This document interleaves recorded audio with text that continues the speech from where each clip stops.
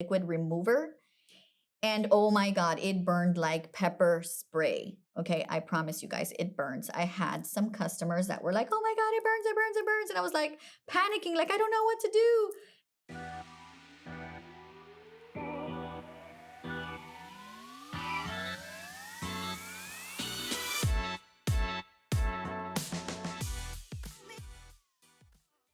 Hi guys, this is Anna Briones, your master lash artist here at the Lash Supply. Welcome to the Lash Life. The Lash Life is our YouTube channel for everything beauty and of course, exclusive interviews with our industry experts. If you're interested in our content, go ahead and give us a like, subscribe, and of course, don't forget to click the bell so that you don't miss another one of our episodes. Now, let's move on to the topic of the day. 10 things I wish I knew when I first started my lash journey. Not only I made, but I know a lot of you guys are going to make or have made already. Number 1 is not using tape for isolation. Especially because people have so many different layers in their lash line. So using tape actually helped me speed up the process. Now, the tape that I like to use is this breathable paper tape, and you can use this tape to go through the layers and isolate a little faster. And I usually do that by just taking the tip of the lashes, of the natural lashes, and then just pulling them back and taping it back to the lid. This will have all your smaller lashes stick out a little bit, and that'll make you lash a little faster because now you're just not like looking through each lash trying to figure out which one to lash. Number 2, I did not give lash baths when I first started. Yes, I'm guilty. I did not give lash baths. It's a very big mistake because lash baths help so much with your retention. Not only that, guys, but your customers' lashes are dirty and you're giving people new lashes on top of dirty lashes, and it's just not hygienic. And of course, the retention is horrible. I think that most customers think that by washing their face, their lashes are washed, and that's absolutely not true. And you have to be educated on that so that you can tell your customers what they need to do once they leave your studio, okay? So I did not give lash baths. I kind of just took some primer and I kind of cleanse in between with my primer, like, oh, that looks a little dirty, let me clean that, right? Old customers like, oh, you know, maybe next time you should come with a little less makeup. But it's buildup. It's buildup. It's not just makeup, it's oil, dust, air particles, makeup, sweat. It's all of that falling into the lash line. And then if you want to put new lash extensions on top of that, it's not gonna last. Number 3. This is pretty bad, but when I started, I was introduced to one vendor that sold lash extension adhesive. It was horrible. It dried super slow, the viscosity was super thick, and I had to use a fan a lot to dry each extension that I applied. If you buy an adhesive, whether you're looking online, in the store, or you have one in front of you, on the back most of the time, or in a piece of paper inside. If you're looking online, it's actually posted online. It'll give you some information about the glue that you're trying to buy, okay? So it's gonna tell you the amount of fumes, if the fumes are really high or really low. It's gonna give you the viscosity, which is either really thick, the consistency, or really thin. It's gonna give you the drying time, whether it dries in 2.5 seconds, 1 second, half a second. And you wanna choose a glue depending on how fast or slow you are at isolation and placement, okay?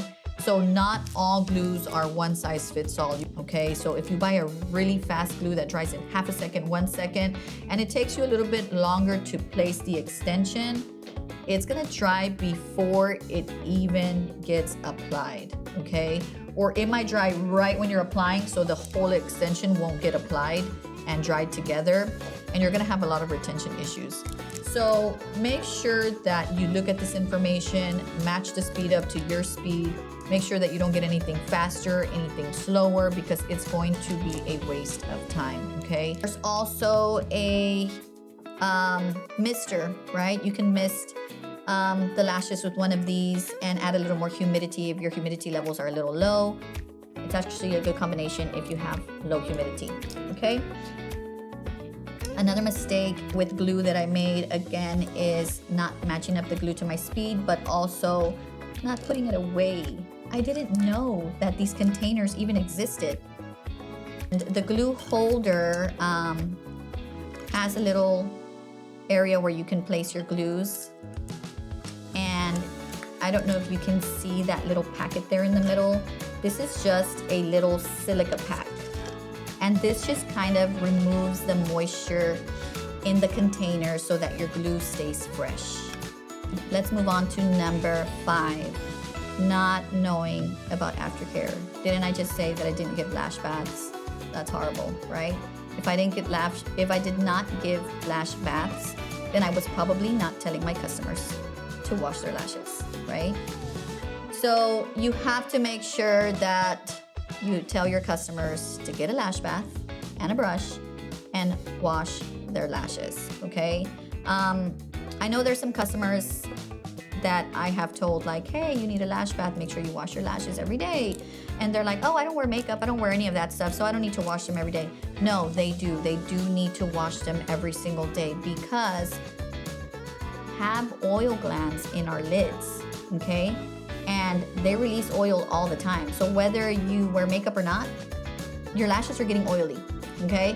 So if your lashes are not nice and fluffy and they look a little dirty, a little, closed up just a bit, you need to give yourself a lash bath. That's gonna actually make your lashes last longer. We started learning volume in the industry. Before that, if I wanted to give somebody a little extra volume, then I would put 2 lashes on one, right? I would put one classic and then put another classic there. And I didn't know that there were other options, okay?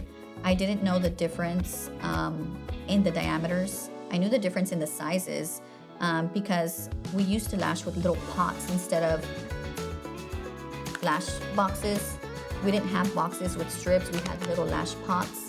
And they just said the sizes, but the diameters were pretty much the same. It was like one size fits all. Changing a little bit later on in the industry, but I did not know diameters, okay? I did not know that for a volume set, there were different options. I was using 0.10 sometimes, and I was just like, why is it so hard to fan? And I needed to know what the difference was, right? So here I'm holding a 0.07. There's also 0.05, and then there's 0.03. These are the thinnest ones that we have, and they're all, you can use all of these for doing volume, light volume, mega volume, but the bigger the number, the heavier the lash is, okay? And if you gave me 0.7 back in the day, I would have used it on everybody. And you're not supposed to do that because not everyone's lashes are the same. Not everyone has the same thickness. Not everyone has the same lash line, right? There's some customers that have very thin, brittle lashes. And for a volume set with 0.7, that would be actually too heavy, okay? I didn't know that I could use 0.5 and 0.3. And when I did, I was so excited because my sets came out actually cleaner. They looked lighter, they didn't look so heavy. I know you see some girls out there getting their lash extensions done and their lashes are just hanging so low, you can barely see their eyes. That's because they're too heavy for their lash line. And that's when you have to learn diameters for volume lashes. Let's see, whenever I started lashing is not knowing how to fan by hand. Yes, I used pre-mades. I'm guilty, okay? But it's only because I felt like I was falling behind in the industry a little bit and I didn't know, nobody taught me. I had to teach myself how to fan. So I did use pre-mades. I used pre-mades a lot at the beginning and it saved my life and it made me extra money. So if you're not ready to fan, pre-mades are gonna be your best friend. But learning how to fan using these volume trays is gonna save you money. This is gonna make you money to start, but once you start learning how to make fans by hand, you're buying less trays of pre-mades. I'm sorry, more trays of pre-mades, less trays of these volumes, and you're making them by hand as you go. People want to use pre-mades because even though they do know how to make fans, they're a little slow, and they don't want the customer to sit there hours and hours and hours while they make their fans and perfect each one of them. So there's options, right? But I wish I knew how to make the fans sooner. When I first started, I was given 2 straight tweezers, and even though it took me 3 to 4 hours, I was like, okay, you know, I'm not that bad. I didn't realize that your tools helped you, right? Your tools make you. So I didn't know there were all types of tweezers. I was given just straight tweezers, 2 straight tweezers, and I had to just pick up lashes with the straight tweezer and isolate with straight, and I did that for a while. And then I was like, there has to be better options. And so I went out looking, and I bought the wrong tweezers, and you know, I went through so many tweezers until I finally realized, like, I like this one for isolation better. This one works better for me. That one works, you know, better for fanning. And I found the tweezers that I loved, and I can tell you all day what tweezers I use, but that might not be what works for you. I promise you that if I tell you, hey, these are the tweezers that work for me, and you try them, you're gonna be like, well, they work okay for me. And then somebody else will be like, well, I like them too. You just have to find the right tweezer that works for you. Look through tweezers, buy them, try them, and see what is your favorite tweezer. That's also gonna make you faster, okay? Your tweezers have a lot to do with your speed. If you have the wrong tweezer, you're gonna be fighting isolation all day, okay? So get yourself the right tweezers. There's so many options out there. Let's talk about number 9, not using dental bibs. Guys, I used to use towels like crazy, right? And at the beginning, it was fine because I didn't have that many customers.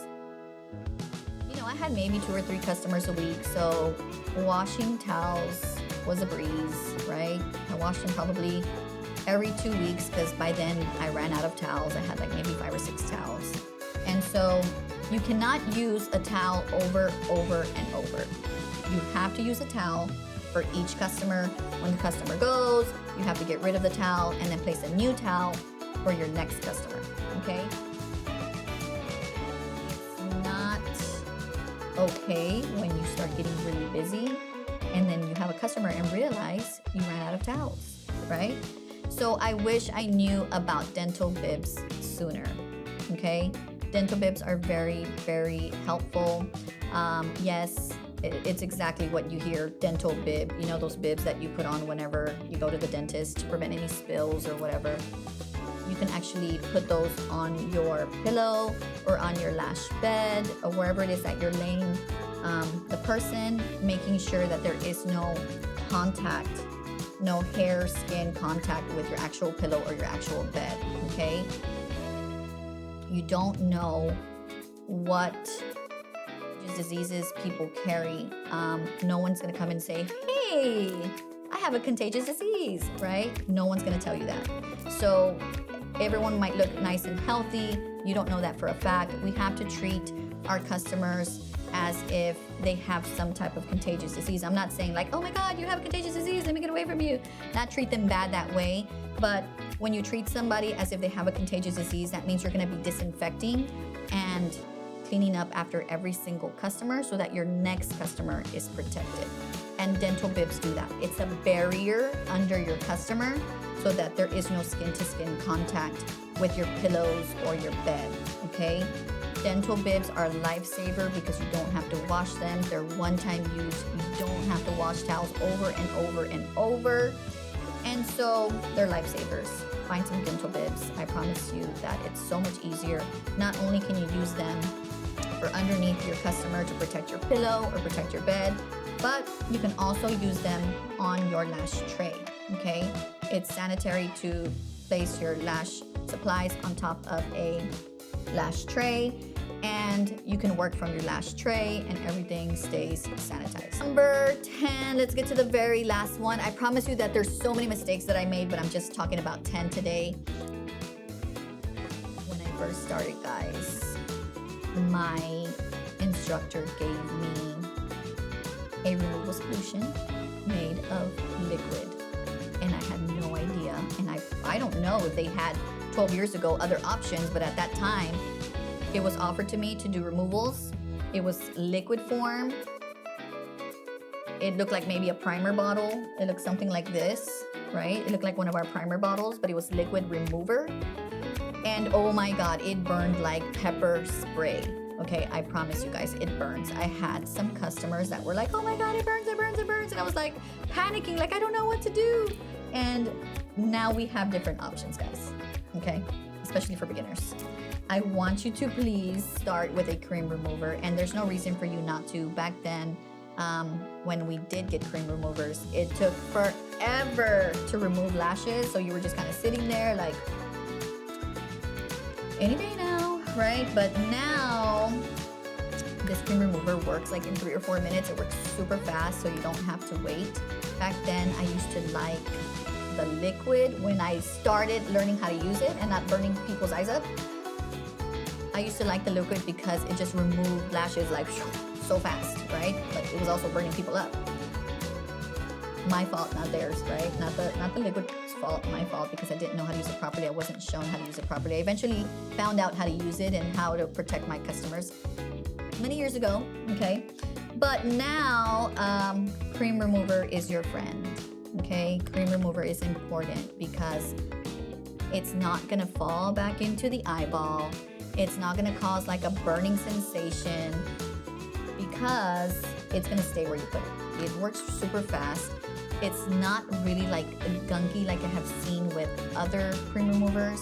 There's some cream removers and some pastes that are really thick, and so when you're done removing, you have to kind of swipe every lash to get all the residue off. This comes off really good.